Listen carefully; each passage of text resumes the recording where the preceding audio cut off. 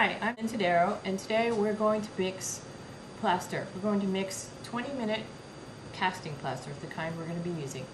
The first thing you need to know about mixing plaster is that it's really messy. So you don't want to wear your very best clothes, and you want to make sure that you take off rings and anything that might get plaster all over it. Tie your hair back and cover the work area with newspaper or plastic or something that'll make it easier to clean up later.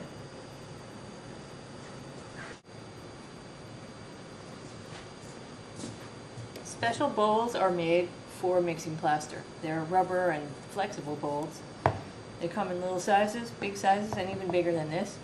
Or you can just use a container that is plastic and squishable, something that yogurt or cottage cheese might have come in, and that works just fine.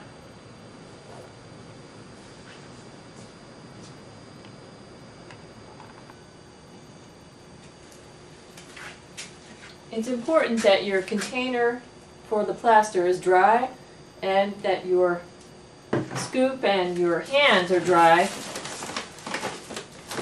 that when you are getting the plaster out of the bag, no moisture goes into the bag that might contaminate the rest of the plaster.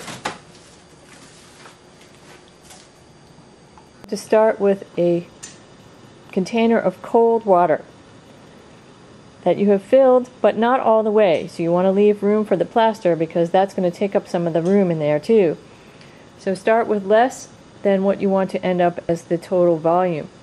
And then take your dry plaster and add it. Sprinkle, sprinkle, sprinkle. Sprinkle, sprinkle, sprinkle. Sprinkle, sprinkle, sprinkle. Do not just dump it in like that, and do not go slower. Sprinkle, sprinkle, sprinkle. That means the plaster at the bottom is already trying to set up, so we want to go at a kind of a moderate pace. Sprinkle, sprinkle, sprinkle. Sprinkle, sprinkle, sprinkle. Sprinkle, sprinkle, sprinkle. So only add plaster, do not stir. Just sprinkle, sprinkle, sprinkle until you start to see some of the plaster floating on the surface, making tiny islands.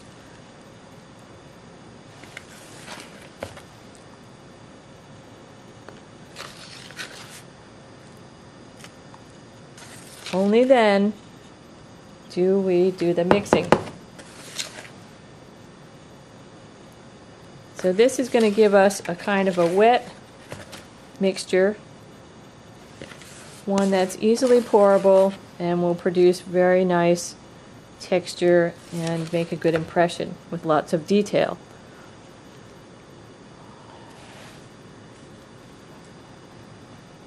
So you can see the tiny islands there. Now we can stir. And I like to use my hand for this, even though it makes your hands kind of dry out after a while. But that way I can feel that it's the right consistency. You can see that when I stick my hand in there, it's coated and it doesn't drip off. If it drips off, then you've made it too thin. You can still add a little bit more plaster at this point. But whatever you do, don't add more water after you've started mixing it. You're committed to that then. If it's too thick, then you just have to throw it out and start over. But if your mixture is a little bit too thin, you can add some more plaster.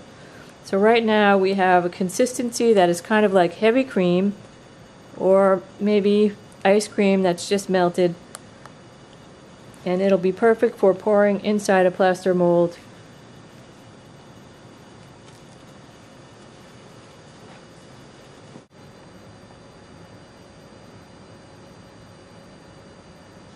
You should never wash hands that have plaster on them into the sink. Use a bucket of water and rinse your hands into that bucket. Later, the water will evaporate and then the solid material will go to the bottom, and then you can just scoop it out and throw it away. But if you put plaster in the sink, it will ruin the plumbing. Plaster has a very interesting property in that it can solidify or set up while it's actually under the water. So we don't want that to happen in your sink.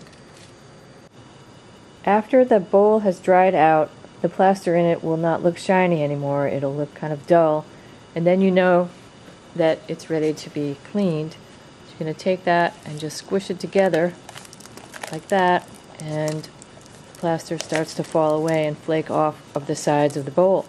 That's the reason why we use flexible bowls. So just keep doing that until you have almost all of it out of there, and then it's ready to wash and be cleaned up for the next use.